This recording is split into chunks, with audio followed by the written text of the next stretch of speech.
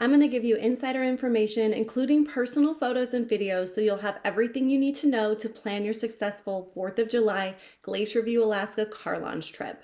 Whether you're coming from out of state or you're a local, we'll cover when should you get there, should you stay overnight, where should you stay, what should you expect, what should you bring, is it kid friendly, do you need an ATV, can people with all physical abilities attend, is it worth it, is it dangerous? All the things that nobody else talks about, we'll get into. Here she goes! Oh my God, that's so awesome. Gosh, that is brutal.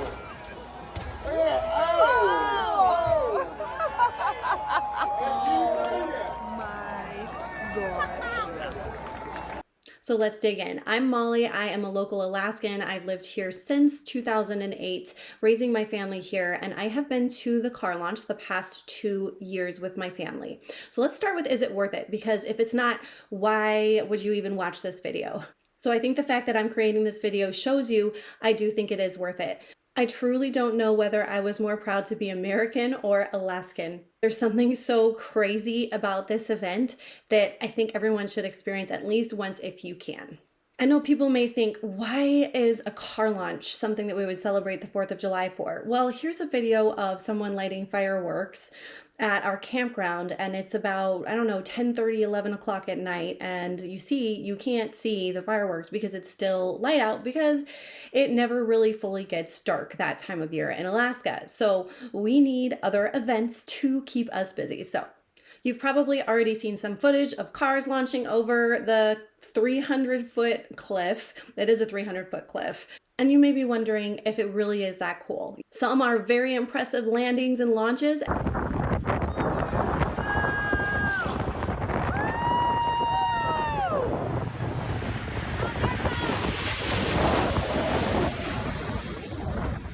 Here we go!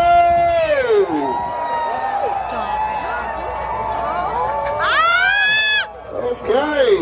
Come on now. Go. Let's get! The airbag. Well,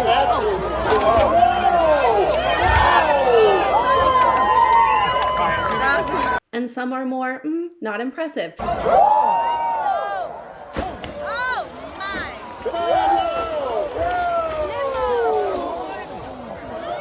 But that's a part of the fun and the anticipation.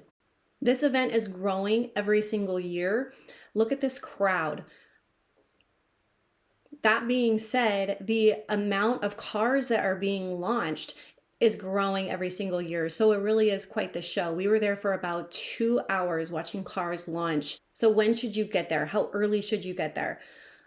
The answer is early. I've done it both ways. I've done it where we drove up and just made it a day trip, drove up in the morning and then left right after the event. And then I've also done it this last year. We actually went a day early and camped and then only had to drive about 10 miles to the event. If you have the option, I recommend camping close by. This is a photo of the line of cars leading up to the Glacier View car launch when we went the day of. We planned on getting there a couple of hours early, and we ended up getting there just in time for the first car launch. The road to the car launch from Anchorage is one lane, one way in, one way out. Again, this photo was taken about 2 hours before the event even was going to take place, and we were about 2 to 3 miles away from the event. Here's another video I took. This wasn't on the day of the event, but this is a few miles away from where it takes place, and I will tell you, a couple hours before, you will see cars already parked along the side of the road there. So you can just get a sense for how long of a walk that would be if you don't have an ATV or you don't get there early. And the same goes for if you get to the event and then go beyond it, there will be cars parked along that side of the road as well. So on either side of the event, there's going to be cars on both sides of the roads parked. I will say that you're more likely to find a closer parking spot if you go beyond the event than trying to park before it. We brought our ATV both times. If you're a local or you're lucky enough to know someone who has an ATV and you can use it, I highly recommend it. The reason it's so helpful is even if you're parking a couple miles away from the event the day of, you can just hop in your ATV and ride on the road. There's even some trails on the side about a mile off from the event that you can use, but you can also ride your ATV on the roads, and then you use your ATV to get down the 300-foot dirt path, which I'll talk about in more detail later. And then you can imagine how helpful it is to use your ATV to get up at the end. This is a video of us driving away in our Ranger at the end of the event, and you can see everyone hiking back to their cars. The doors open at 8 a.m. If you know you don't want to have to walk this far and put that much effort in, if you get there by 8 a.m., I do think that you will probably have a little bit of a line, but you will be able to park at the bottom of the car launch.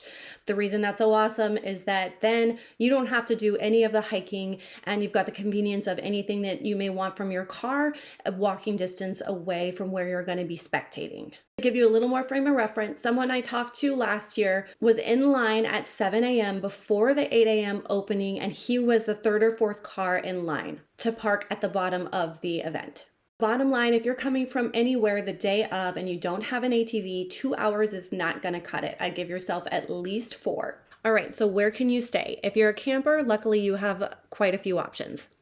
We stayed at Grandview. It was full hookups. We brought our travel trailer the night before on July 3rd, and Grandview is about 10 miles past the car launch. And then the day of, about 2 hours before the car launch started, we took our vehicle, pulling our ATV. We parked about a mile away, and then we got in our ATV and rode down to the bottom of the car launch. Something a lot of people don't know. You can actually camp at the event. This last year, it was first come, first serve at Glacier View River Retreat. I'll include the link in the description. And they opened July 2nd at 10 a.m. So I do think that it filled up. How quickly, I'm not positive, but July 2nd is when it opened up. So you can pretty much figure that that's going to be the same thing for 2026. You can tent camp, and you can also bring your trailers. However, if you're bringing a trailer, you weren't allowed to go to the very bottom. You had to be more at the top of the hill, so you need to factor that in with your physical ability to go down the 300-foot hill. Starting July 3rd and maybe even earlier, you're going to see people literally camping on the side of the road. So here is a pull-off that was full of campers by the evening of July 3rd, just dry camping.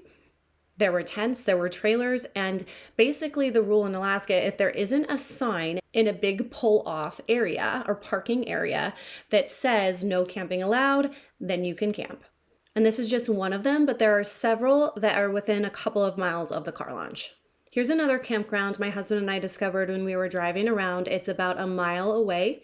And I don't think there's hookups or anything like that, but at least you get the convenience of having your own site. And I do think you can make reservations. Like Molly, camping is not my thing. What am I supposed to do? I want to stay the night before. I want to stay the night of. Okay, I get it. Sheep Mountain Lodge, about 10 miles away, maybe a little more. There's also a glamping place called Alpenglow Luxury Camping. And that one is really close, only a mile or two away.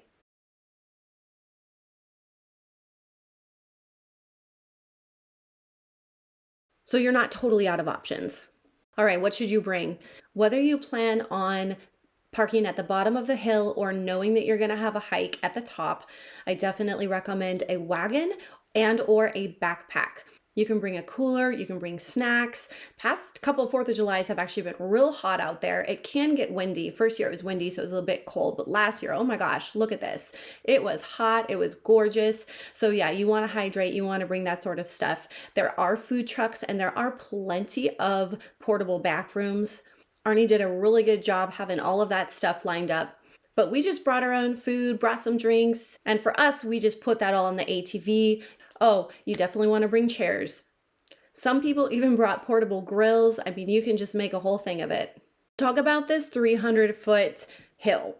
So it's not like it's dangerous or anything because it's a wide dirt path that vehicles can drive on. You just have to know that it's approximately 30 floors. So if anyone in your party, that's not going to work for them, then you need to be one of those people that is there at 8 a.m. ready to park at the bottom of the car launch. The past 2 years, we've been riding in our ATV, and my husband has had to transport people that were not well and were not going to make it up the hill. So this is a real thing. It should be talked about so that everyone can be prepared. Is it kid friendly? That is a question that I had knowing that I'd be bringing 3 of my boys, and it is near a river. My short answer is mostly. So here's what I mean by that. You can choose where in the crowd you want to station yourself. So you can position yourself and your family far away from the river. This last year, we were actually close to the river because there was a big bank, the river was not running super swiftly, and there was a lot of flat space near the river as it gradually started to get deeper. So this photo here are my kids. I promise you, I never would have let them sit there. It looks like it's like, oh my gosh, the river is rushing right underneath them. It wasn't. There was feet and feet and feet and feet and feet of rocks underneath them. And then again, like I said, it just gradually would get deeper and deeper. So they were not going to go tumbling into the river. It just wasn't even going to be possible. A long answer is if you're bringing infants and toddlers, I don't know how much fun you're going to have. It's dirty, it can be hot, and it can be a long day. Is it dangerous? Just don't be stupid. They have things roped off, and they also make every vehicle obviously take the glass out of every single vehicle. That being said, I'm never going to be the one right on the edge of the rope. I'm comfortable being at least a few rows back. So if you know that this is what you want to do for the next 4th of July, buy your tickets in advance. Here's something funny that happened. On social media, on Facebook, they said that they ran out of tickets. Well, actually, you could still buy tickets at the door, they just charge more. So either way, I recommend that you buy your tickets beforehand and take a snapshot on your phone of your tickets because cell phone service can be spotty. So it may be hard to pull up your email at the event. What I thought was so cool is the majority of the people staying at our campground were out-of-staters who came up here specifically for this 4th of July car launch. A lot of the cars that were donated were driven up here from the lower 48 to be launched. This event is getting bigger and bigger, so if you are a local Alaskan and you haven't experienced yet, I really think you should do it at least once. And if you are planning the trip of a lifetime, I hope that you found this helpful, and I can't wait to see you this 4th of July. And if you're sticking around Alaska, check out this video of what I would do if I had 24 hours in Anchorage. Safe travels!